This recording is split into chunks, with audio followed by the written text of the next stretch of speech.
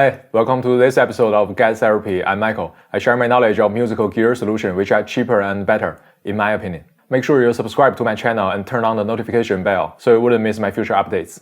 I'm a big fan of 8-bit music and retro games, so there is no doubt I would buy a lot of handhelds to run emulators for playing with the famous 8-bit tracker LSDJ, and also play some retro games. You know, get spreads everywhere. But my journey of deciding which one is the best is full of frustration until I finally got this ultimate solution. So today, I'm gonna show you my bad experiences with those little handhelds, and also the best way for musicians to compose 8-bit music with LSDJ, and also play retro games and sample the game sound.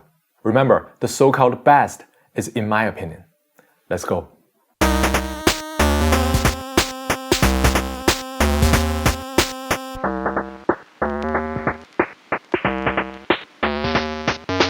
I guess the most hyped fashion ways to play retro games would be buying a fancy open-source handheld and run multiple emulators on it, which allows you to play lots of games from different consoles and handhelds right in your palm, like this Miyoo Mini. And there are just so many of them. Those open-source handhelds from China are exploding in recent few years, and I have tried a lot of them through these years. From my experience, no one is perfect, even this Miyoo Mini. Let me show you some of my bad decisions.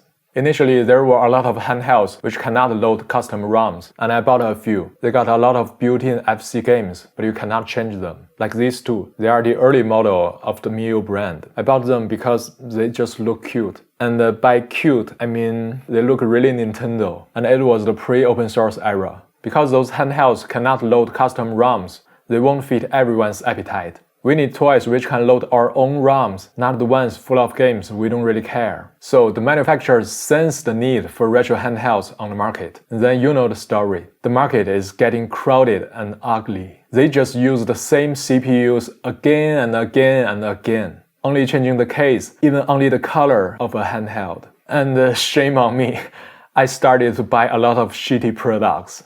This is the LDK vertical, and LDK is short of Little Dragon King, 小龙王 in Chinese, which represents a Chinese mythological character who's in control of the sea. It's tiny and cute, but the screen front plate is a really cheap plastic, so I changed it to a glass one by myself, and now it looks way better. And the original shoulder buttons are too hard to press on, so I bought two better micro switches and soldered them by myself, so the button issue is also solved. You might think it's good enough now, right?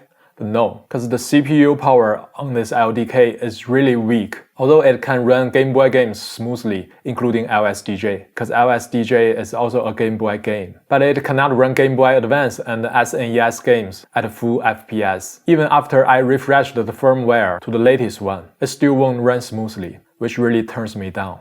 You might already seen it in my other videos. That is because it's more of a decoration for me now. I seldom use it. I also tried their horizontal version, which has an even weaker CPU. And the funny thing is, the audio pan on that model is reversed. What a shame. Just don't waste your money and time on it. Then I also tried the RG350 from AnyAmpIR. To be honest, the buttons feels okay, but their screen color is too cold. You can really see the bluish on the screen, which I really don't like, so I returned it immediately. I also tried their RG350M, which is a metal one. Great screen, but way too heavy for a proper handheld. Tried the RG280V, looking good, but too small and hard to play in my hands. Returned. I also own this K101 Plus Famicom version, which can only play Game Boy Advance games properly, and the experience for Game Boy games like LSDJ is horrible. The screen size would be tinier than tiny. And later on, there is this GKD350H, which has a more powerful CPU and can run GBA and SNES games smoothly. Although its select and start button are reversed, but it's acceptable. I thought it is a keeper, but I was totally wrong. Because when I run LSDJ on it and start my doodling, I realized that the sound in my headphone, which came out from this device, is in mono and really low quality. This is not a software issue, it's the hardware, and it is already confirmed officially. So, GKD355H, don't waste your money and time. And when the year came to 2020, there is the RK2020. It's basically a ripoff of the powerful handheld Odroid Go Advance, which not many people can get access to, including me. So I bought this RK2020. I got the black one, and then it came out with a purple version. So I bought the purple case and changed it by myself. and here it is. The screen and buttons on it is pretty great, and it is also really powerful. It can not only run GBA and SNES games smoothly, it's also capable of some PSP games, which are not really demanding. But the most frustrating part is the system this device is using. The opening time is too long, and it's really hard to upgrade and transfer files from your computer. Usually you just unplug the TF card and put it onto your computer, and then pull ROM files from your computer onto a certain folder of this TF card. But this system doesn't allow you to do that. You have to use a file management app to achieve it, which is really inconvenient. And it also has way too much settings to configure. Like the screen ratio settings are all in full screen by default, which I really don't like. You know, the ratio of GBA is 3:2, and the NES and SNES is 4:3, etc. So I have to change each emulator one by one. And it is not easy to do that. It just has way too much manual diving on it. And recently, I upgraded it into a new system called ArcOS, which is easier to transfer files from a computer. But the setting part is still no better, because it's still running the same front-end system. So, the RK2020, not good enough. And when this Miyoo Mini came out, which has a cleaner setting system and a powerful enough CPU, also with this sharp looking, I immediately bought it. And after months of waiting, I finally got it. But you know what? The stock system on this device has a screen tearing issue for the NES. It's the most easy one to emulate on the handheld, and they can't even make it working properly. What were they thinking? It's too lazy, what a shame. So again, refreshing the system by myself, and then do all the settings by myself. Again. And finally, it works fine. But only for the software part. The hardware design has a really big flaw. The LR buttons are really difficult to press on, because the button aligning angle is really difficult for indexing fingers. It's a really weird design. Although it looks smart, yeah, fitting 4 buttons on the back, but it doesn't work properly, especially for those GBA and SNES games. You will need to use those LR buttons a lot. And another issue for me is that it is way too small to use. I don't even have enough room to cross my finger while holding it. You see? It's way too small. And in comparison, the LDK is way easier to hold because it is wider than the Miyoo Mini. But you know, the CPU of LDK is too weak to play games properly. You see, the ones I own are already the top notches on the market, but still, no one is perfect, at least for me. They all have some issues here and there. It's not like I'm expecting Sony and Nintendo level of design or quality. I just want a simple and easy one to play with. And I have spent too much time and effort, just like I spent too much time on buying new musical gears. Until one day recently, I suddenly realized that the most elegant and user-friendly solution for playing retro games and LSDJ is right in front of me. It's my computer! It already got a good enough CPU to run retro game emulators. It already got tons of responsive buttons to press on. And the button quality is already examined by the market for decades, except those butterfly keyboards from Apple. And a beautiful screen to show me graphics, which is huge comparing to those handhelds. It already got stereo speakers to play me the classic tunes, and got a great battery life to serve my outdoor playing. The only thing missing is the software, which let me run those game ROMs I already own. And there are already a lot of free software emulators out there. If you are on PC, you can try RetroArch or RetroArch. You tell me. Which is the same gaming system running on lots of open source handhelds. I'm using Mac and I prefer a better one, OpenEmu, which is also free, but most importantly, it's more elegant than the RetroArch. It has a cleaner user interface and way less yet functional enough settings to mess with. It also allows you to use your QWERTY keyboard to play games, which I really dig. Don't think playing on a QWERTY keyboard is purely nonsense, because when I'm mashing on keyboards, I'm not only playing with the game, I'm also training my finger muscles for musical instrument playing skills. And I'm really focusing on the independency of each finger. This exercise is useful for guitar players, keyboard players, and also finger drumming beat makers. That's why I really like using my keyboard. If you can type independently, you can play your instrument independently too. So even though I have lots of controllers, wired ones, Bluetooth ones, I still prefer to play with the keyboard. Plus, with the controller, I always need to tighten my arms while holding it. But with the keyboard, I can map the buttons separately in order to spread my arm more open, which will save me a lot of strength on elbows while playing.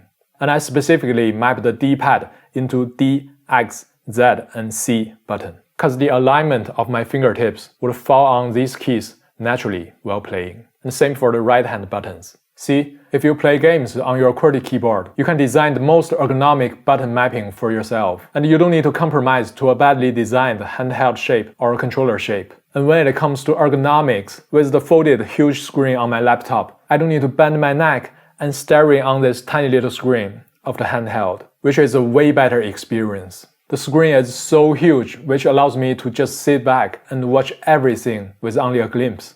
And because it is so ergonomic and comfortable, I always ended up sinking in the chair with the laptop on my legs, just like a pile of shit. Yeah, it's just that comfort. You might say, Michael, when I buy a handheld, it means I want to play it on the go, not in front of a table or sitting in my sofa. Yeah, that's exactly what I was expecting when I bought those handhelds. But after owning them, I never find myself playing them on the go. Because when I'm going out, I tend to either enjoy the outdoor views or accompany with the friends around me. I never find the proper hours sitting outside purely playing with the handheld. And with the pandemic shit happening, I don't even go out that often.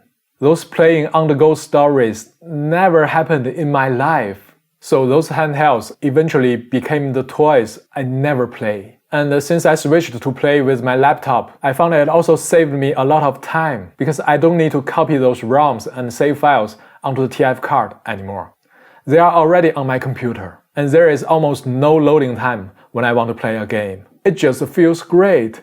And the great thing don't stop here. I grew up in 90s. I really love the visual vintage effects, especially VHS. And here in OpenMU, there is a visual filter called VHS, which is really dope. It even has the rewind and fast forward function, just like you're playing with a real VHS and also a time machine. And as a musician, how can we only have the visual effect, ignoring the sound? If it looks like VHS, then it has to sound like VHS.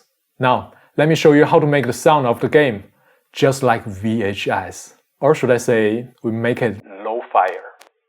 In short, we need to install a free tool called Black Hole 2 channel and set our computer output into Black Hole 2 channel. Then open a DAW like GarageBand, create a new audio track, and set audio track input into Black Hole 2 channel. Set GarageBand output into built-in speakers, so when you play with OpenMU, the sound will be routed into this audio track. And now, you need to insert a free audio effect plugin called Origin from Cymatics. Then turn on monitor for this track. And now, welcome to the 80s.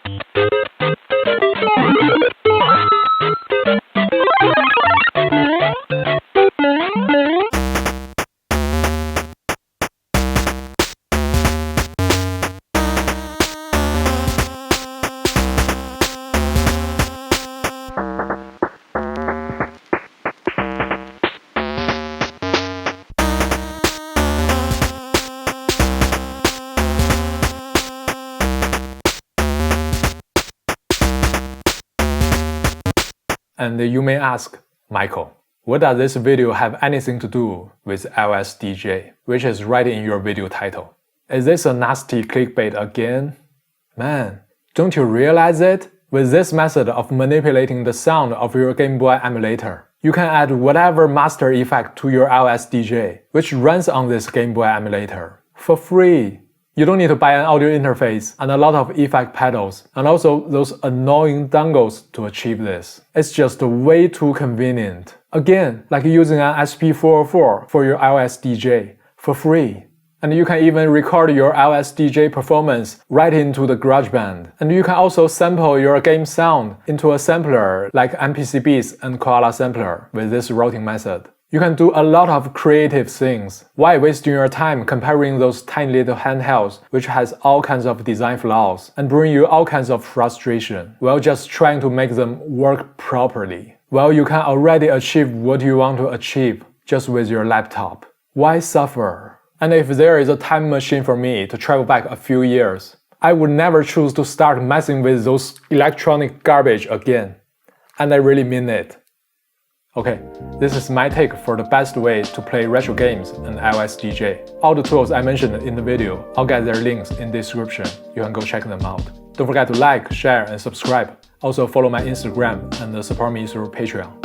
I'm Michael. This is Guest Therapy, reminding you that there are a lot of wonderful things around us which we always choose to ignore. Life can be easier without a lot of material burdens. Just stay smart and spend your money and time wisely. That's it. Enjoy your life. Peace out.